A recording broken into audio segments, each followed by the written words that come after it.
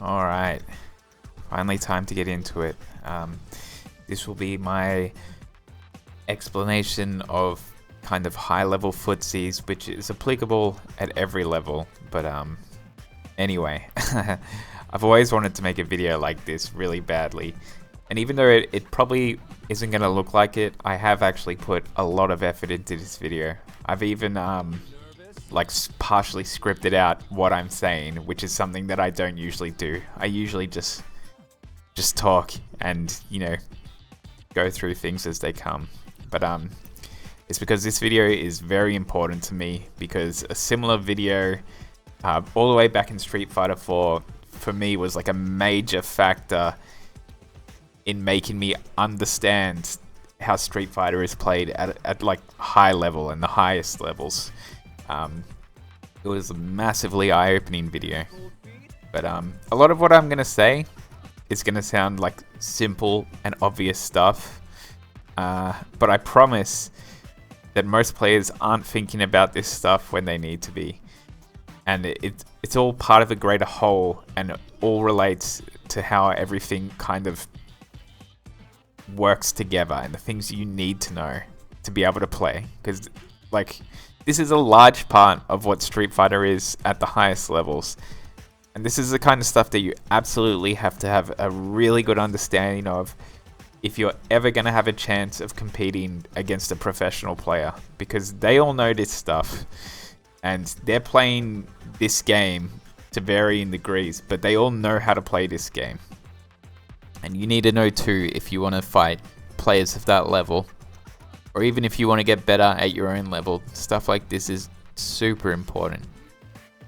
But anyway, let's get into it. Alright. What are footsies? I will briefly cover this.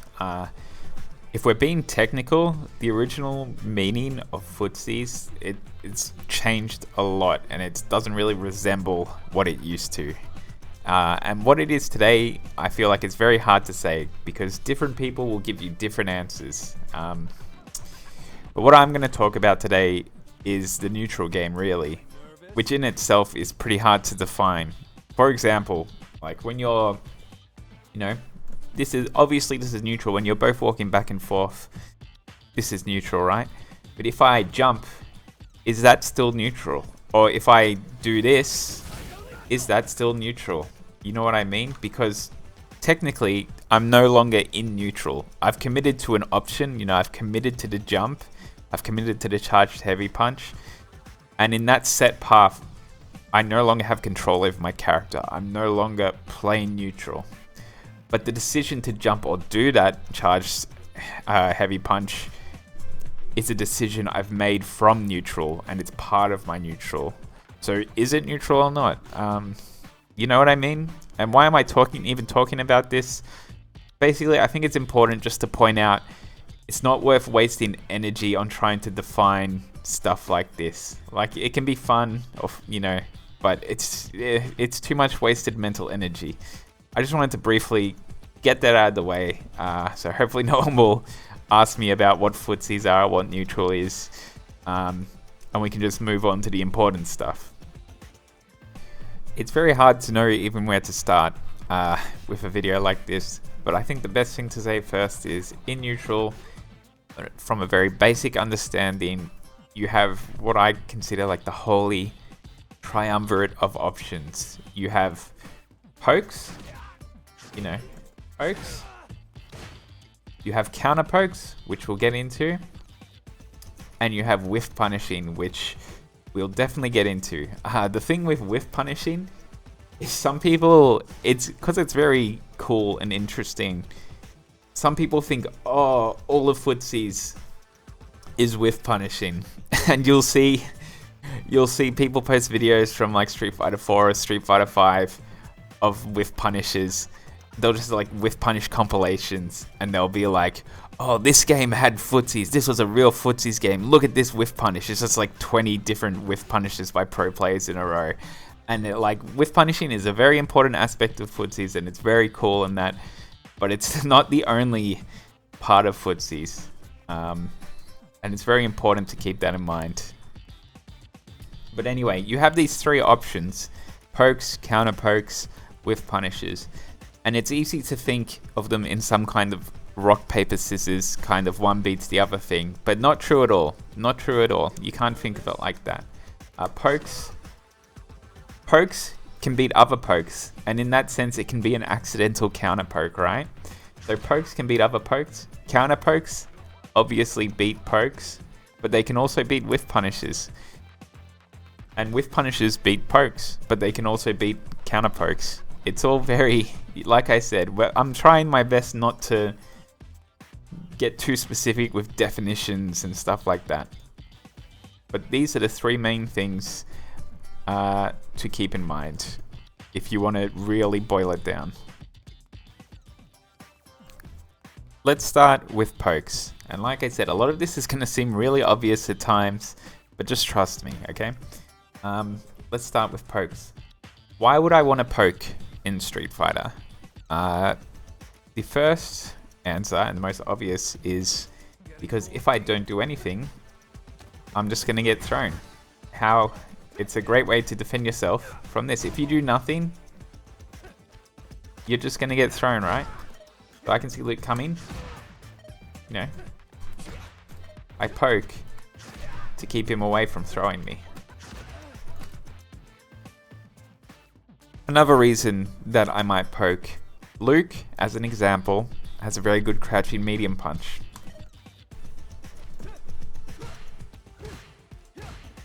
But I have buttons that reach further than Luke's crouching medium punch. So in theory, I can keep him out of the range where that button will hit me on block, right? That makes sense. If I just don't want him to come near me and do this button, I keep him out like that, right? I keep him out by pressing a longer button that will prevent him from getting into the effective range of the button I'm worried he's going to press.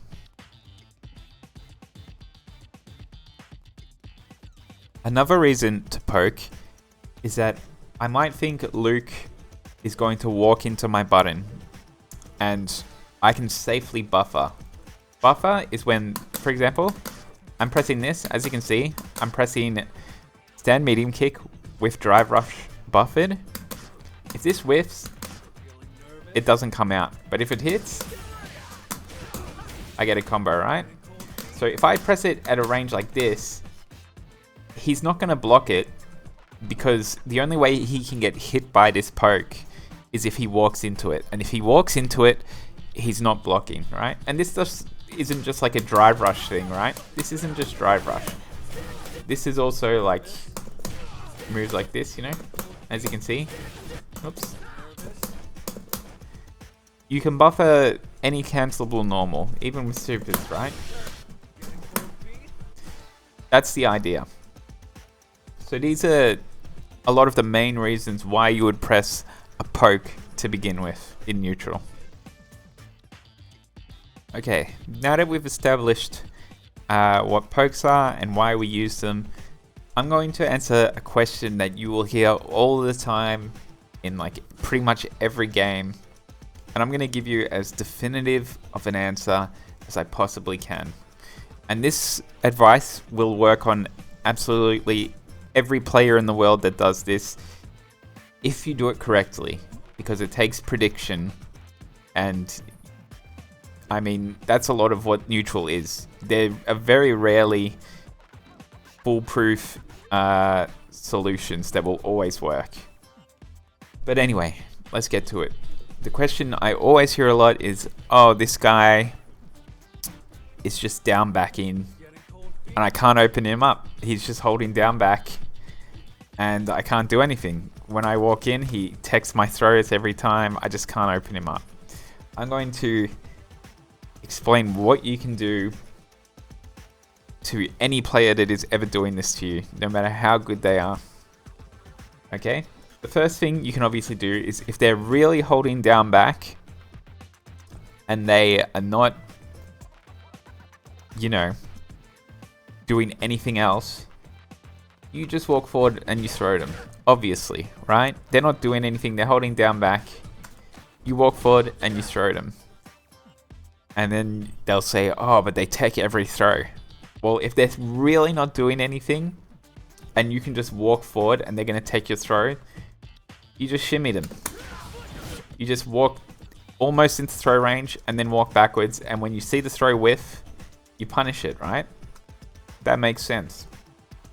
But then you'll find a lot of people who say this is really what will happen is they're holding down back their opponent.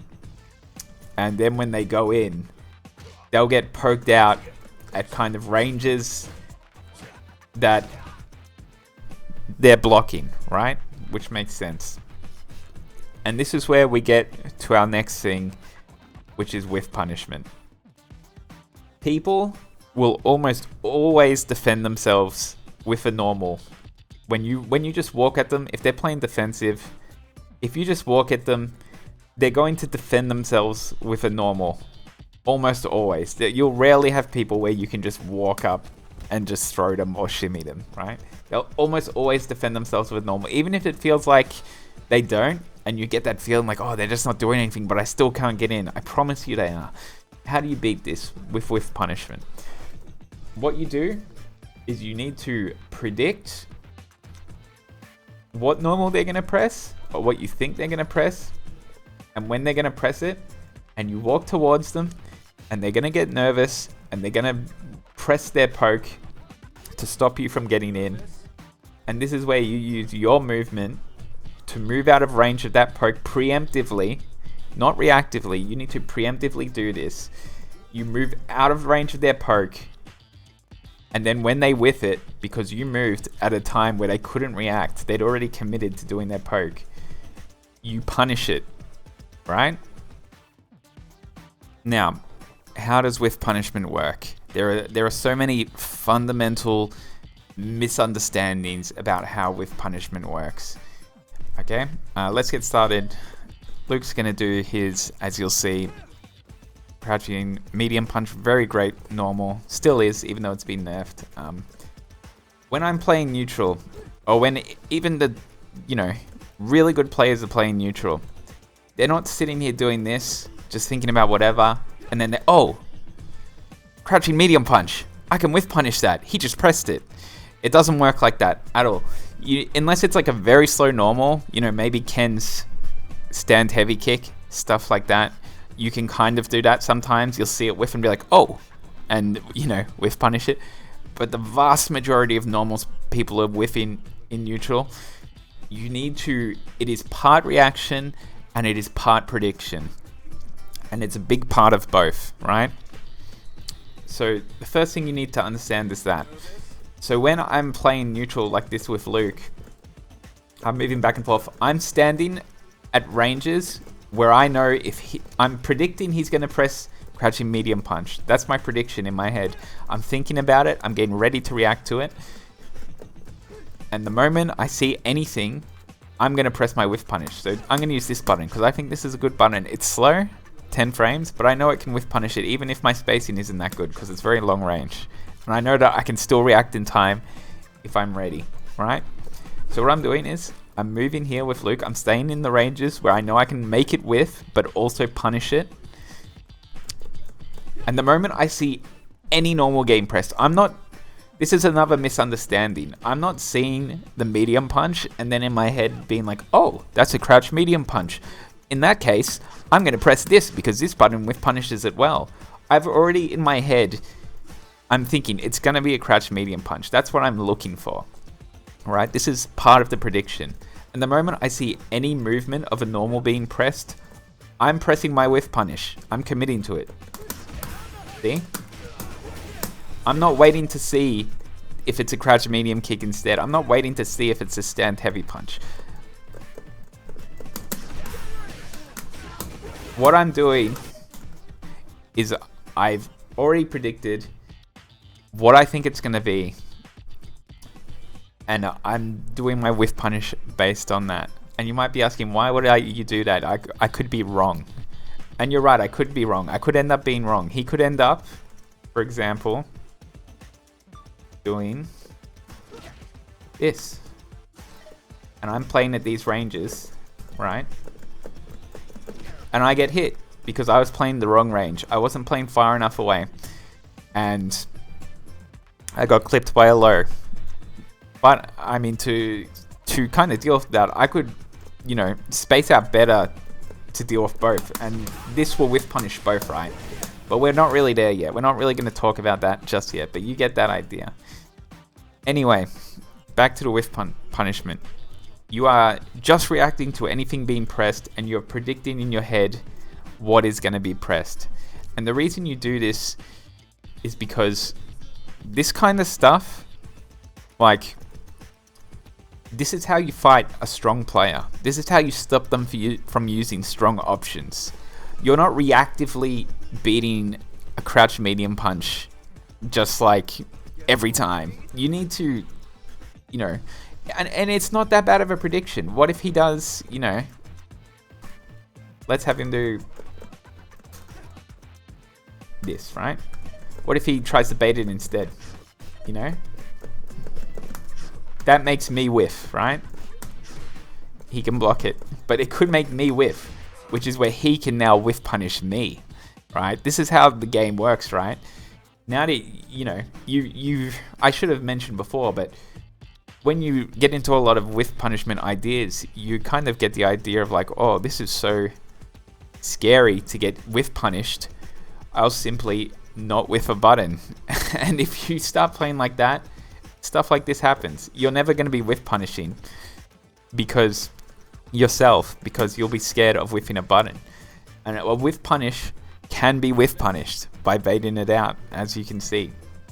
These are like all the fundamentals of the neutral game. Is now that I've whiffed my whiff punish because I guessed wrong, I predicted wrong what button he was going to press. Now he can whiff punish me if he set up that situation to make me whiff my whiff punish. You understand? It's very, like, you know, Inception-like.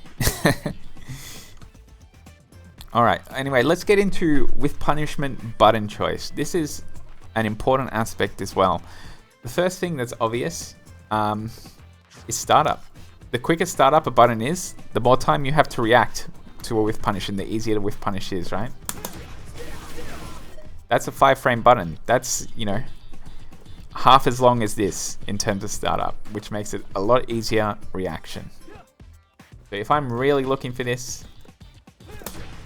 I can get this. But what's the downside of using this? Less reward, firstly, than if I use this. And it has less range as well. So I have to have better spacing, right? So why would I use it? As I said, quicker reaction. Maybe that's what I need at the time. But it's not... There's a lot more complexity than that, right? Than just spacing in that. Sometimes, for example, maybe I play Ed, right? I'm playing Ed. Ed wants to get in. If he has 2 bars, he wants to get in to level 2, right? So if I'm playing very far away and trying to whiff punish this button, this is going to whiff, right? You know, I can play it closer and get it. That's another way, which will require better spacing from me. See, even that, not close enough. Too slow. There we go. See, that requires a lot better spacing. So that's hard to do. And the same goes for like this button as well. This is 12 frame startup, so this is even a harder reaction, right? See what I mean? So what can I do here? A good answer. Now this button I consider in general to not be a good whiff punish button. Just in general. It's 7 frame startup, which is not bad.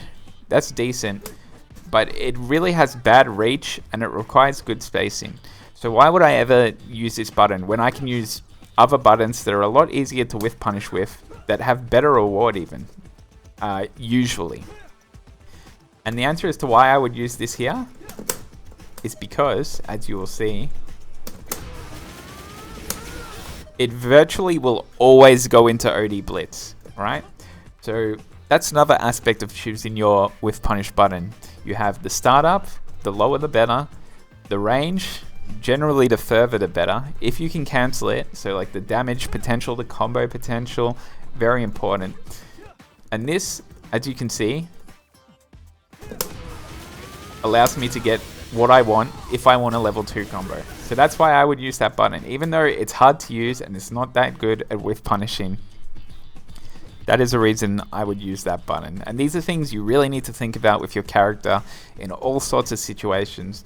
There's like thousands of situations. Think of all the buttons that can whiff in this game. And then you have to think about what your best choice is in that situation based on your resources, based on how good your reactions are, based on how good your predictions are, what you're expecting to happen. All this stuff. There's so many variables. And like I said, it's a large part prediction. No one's, even like Punk and like Phenom, these guys have amazing reactions. But they're not just like sitting around being like, oh, you whiffed a crouch medium punch, like damn, easy free whiff punish. They're thinking about this stuff. Even Punk, I hear him say, even when people jump in, which is like jumps are like 40 frames total, so you have like 20-30 frames to react, really. He says you need to be predicting jumps to be able to anti-air them. You don't have to be sitting there only thinking about them, but you always have to in your mind be ready to an extent to anti-air a jump in. You can, all of a sudden just surprise react to it, but not reliably. And that's the biggest factor in doing well in fighting games is reliability. One super important thing when it comes to understanding how to make someone whiff is that your standing hurt box is slimmer than your crouching hurt box. A better way to put it is that when you crouch, it expands your hurt box, so you will block things from further away, right? So as you can see here, Ed is whiffing this standing heavy punch right in my face. Look, if I block. If I block, I actually block it. So what does this mean when it comes to spacing and whiff punishing? Even though it can be dangerous and scary to walk because you could get caught with a low, if you're set on making someone whiff a button, you want to be standing. You don't want to be crouching unless you have a specific idea behind the crouch. But you keep your hitbox more slim by standing, therefore making it easier for your opponent to whiff and making it less likely that you're going to block a move instead of making it whiff so that you can punish it. Alright, this is what training mode is really for. This is what training mode is for. Like, a lot of people think training mode is just, oh, I just learn my combos and like practice a couple of things, get my execution better. No. I guarantee you, every player who has ever won anything important in fighting games, especially Street Fighter, for the past 3 or so games, well, they didn't have training mode so much back before then, but in these past 3 games, I guarantee you that they've done so much stuff like this, and they're always doing this stuff like this to learn. They use training mode to learn how to deal with situations, how to deal with buttons, and then they apply it to real games. For example, a very infamous button, we have Geef's standing medium kick. This button is so hard to whiff punish, even though it shouldn't be. It has such good range. Like, it outranges so many characters. Like, how can you deal with this button? Like, what can you do? This is what you need to use training mode for. You need to set up situations like this, and you need to work out the answers, because there's always answers, right? So what can I do as Ed? It feels like I can't whiff punish this button. Even if I make it whiff, it feels like it just doesn't. It won't get hit, or I block it, right? What can I do? That worked there. That's one answer. There's another answer. That works. It looks like I just need to get the right spacing to deal with this button, because if I'm too far away, this won't work. If I'm too close, I'll block it. So you need to understand. See? That looked good, but I was too far away. Too far away. I blocked it. And as you can see, I'm preemptively, when Geef walks towards me, I'm preemptively moving away because I'm expecting he's going to press stand medium kick. That's my prediction. So I preemptively move to make it whiff, right? Too close. This is what training mode's for, absolutely. Too far or too slow, one or the other. Too slow. Too far, too slow.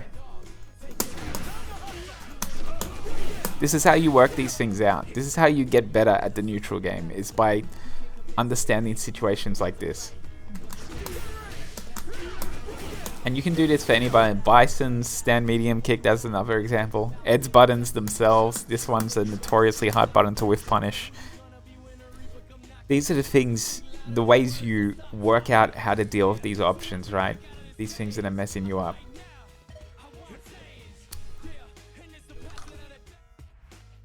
Alright, and finally, we move on to counter pokes. What are counter pokes? It's pretty self-explanatory. A counter poke is when your opponent goes to poke and you press a button either before them or a button that's faster than theirs, and you hit the startup of their poke, right? This is another way to deal with pokes that isn't whiff punishing.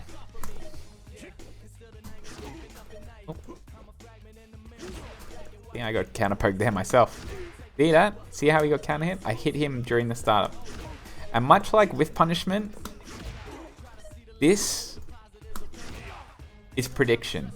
This is a large part prediction. You're not reacting to it. You can react to them walking forward and expecting them to press a poke, but you're not reacting to this. This is no part reaction. You're not reacting to the startup of a poke. Pokes are usually, I feel like the cusp of human reaction is around 13, 14 frames. And that is if you have just amazing reactions, right? Players like Phenom can do single hit confirms that were about that quick in Street Fighter V. But pokes are usually quicker than that. They're usually 10 frames or more. No one's react, and then you have to press your button, which you have to keep in mind, which adds another, 5 to 10 frames. So you're predicting, and you'll see this is such like a trademark of Punk. Punk does this a lot. I'll show you what I think his trademark in this game is. Let's just set this up. Oops.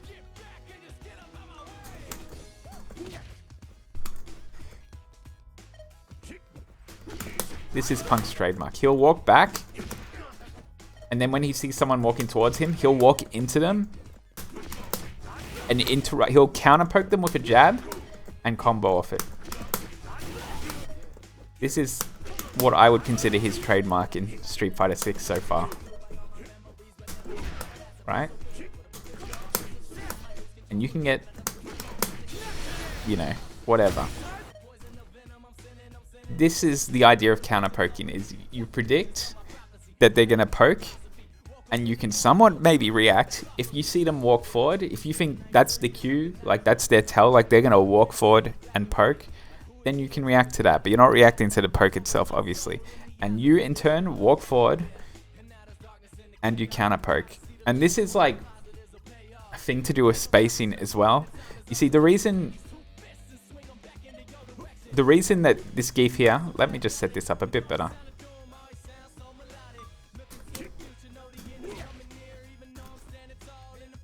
Okay, the reason Geef is walking forward here is because he thinks he needs to walk forward in order for his poke to reach me, right? Because if he doesn't walk forward, it's just going to whiff, right? So he's walking forward so his poke won't whiff, right? This is something that Daigo does really well as well. I'd say he's very famous for doing this. Is he's predicting, he's like, he wants to walk forward so he can poke me. And when you walk into someone that's walking forward, they're not blocking, right? And suddenly moves that were definitely out of range before they started walking forward, the gap closes between you and your opponent so quickly that they can't react to the fact that they're now in a dangerous range, if that makes sense, right?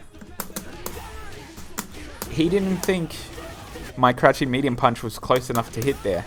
But because he walked into it and I walked into it at the same time, the gap closes so quick. And this is how you see people like Daigo and that, or Punk. They seem to get these like crazy connections. Like they make their normals seem longer than they are. And that's because they're using the momentum of people's walk speeds against them. When you're walking into someone as they're walking into you, the gap closes so insanely quickly. And all of a sudden, buttons that were never a threat become extremely threatening.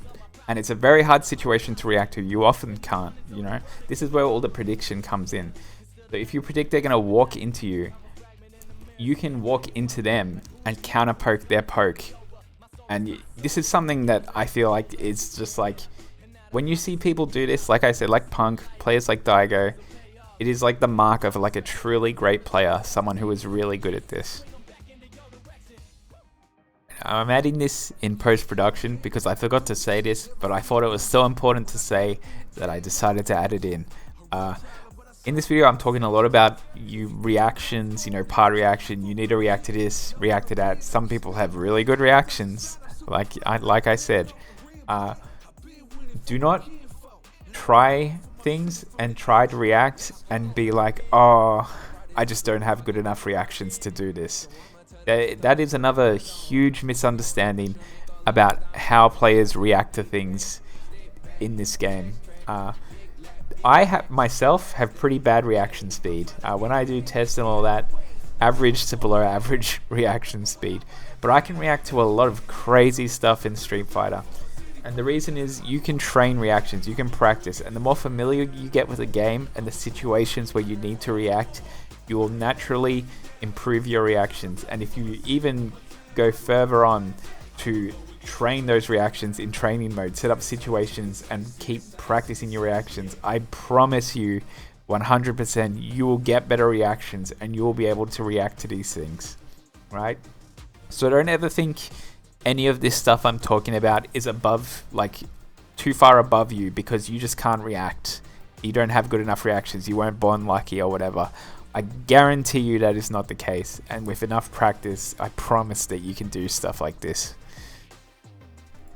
Alright, and now we get to the part where some people might be thinking so much of this is prediction and, you know, guesswork and assumptions that can sometimes be dangerous to yourself. Like, you know, whiffing or whiff punish can get whiff punished itself. Why do this? Why do this stuff? Why make predictions? Why not just stick to what always works? And the very simple reason is what always works is not going to work against great players, right? They know all this stuff. They know stuff that always works. They know how to play around this stuff.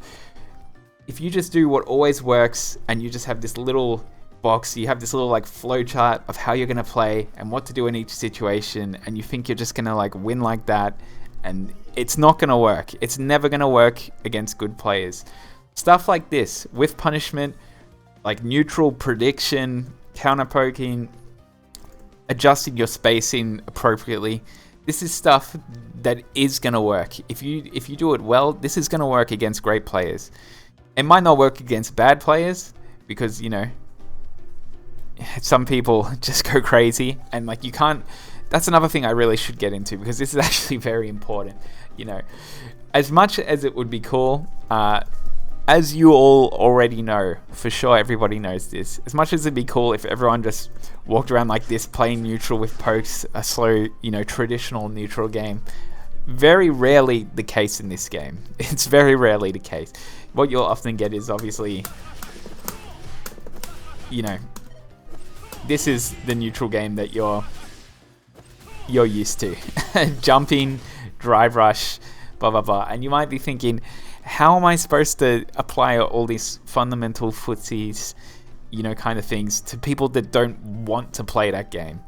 And the first answer is people who play like this, a lot of this kind of play is designed with reactive counterplay in mind. So people who play like this, you can often, when you get good enough, knowledgeable enough, practiced enough, you will beat these players just by letting them hang themselves. You'll, you know, react punish drive rushes, you'll anti-air their jump ins. They'll do something unsafe, you'll punish it. That's how you beat stuff like that. But even so, these concepts do apply to play like that. All these concepts I'm talking about apply to play like that. For example, you can whiff punish drive rushes, believe it or not, with good spacing. You know, DJ players love doing stuff like this, right? They love doing stuff like this. So, see how I can move out of the way of that? And if I can move out of the way of it, I can whiff punish it, right? You can apply these concepts more broadly than just playing some traditional, you know, Japanese style neutral. You can apply it to very, you know, situations that don't feel like you're playing neutral, but you are. I'll give you an easy and common situation as an example for like what I'm talking about, where you don't just have to think about this in terms of like walking back and forth, you know, this like slow methodical neutral, right? Here's a common situation. I'll use Ed as the example, all right? You'll have someone hit you with a combo, knock you down, and when they go for their shimmy, as you'll see, a lot of people are just going to press their shimmy button anyway. Even if they don't see you react to the throw, a lot of people are going to preemptively press it, right? And the reason they do this is twofold. Some people just can't react well. Some people are just dedicated to assuming that you whiff the throw tech. And some people, it'll just be, why not poke them anyway, right? It's not a bad idea to poke, even if, you know, if you see they don't shimmy, you can still press a button. It's still a poke. It could still get you somewhere, right? But this is a common situation that I'm going to talk about, where you can use your idea of like spacing and whiff punishment and, you know, practice these things to get an advantage and play neutral, right? Right? Let me just do that properly. Sorry. Got to back rise. You see? I could have noticed a habit that, oh, this dude is pressing his whiff punish button anyway. He's, you know, shimmying me, and then he's doing his shimmy button regardless. So perhaps if I wake up, back walk, that will whiff, and then I can whiff punish his whiff, right? That's another common situation. I see this happen all the time, actually. This is one of the most common situations. And you need to keep this in mind when you're the one doing the shimmy as well. Don't whiff buttons like that, because a lot of people will whiff punish it for you. But situations like this are also, you need to be very mindful of like your whiff punish options and looking for and predicting incoming, you know, normals. Okay. I'd just like to say, the video I was talking about at the start of the video, when I said, oh, there was this one video that like really opened my eyes to how to play the neutral game in Street Fighter and like how high level play is. It's a video called My Explanation of Footsies by Juicebox. It's a video, it's Street Fighter 4, but it is so applicable to like pretty much every other Street Fighter in general. It's super applicable to this game. It's super applicable to Street Fighter 5. And I really highly recommend watching that video, because he is a lot better at explaining these things than I am in a lot of ways. And a lot of what I said in this video is very derivative of that video. But the reason for that is simply that that's what Footsies is, right? You can only say it in so many different ways. This is what the neutral game is. This is what Footsies is. This is what the game that people are playing at the highest level. And that's how you explain it, right? So even though I feel like I do often repeat a lot of what he said, the reason for that is because I was very inspired by that video and it stuck with me all this time. And it's the only way I know how to make sense of explaining it to other people. So check that video out for sure. Thanks for watching. Be sure to join the Ed Discord or follow me on Twitter, which I will have below. Thanks for watching.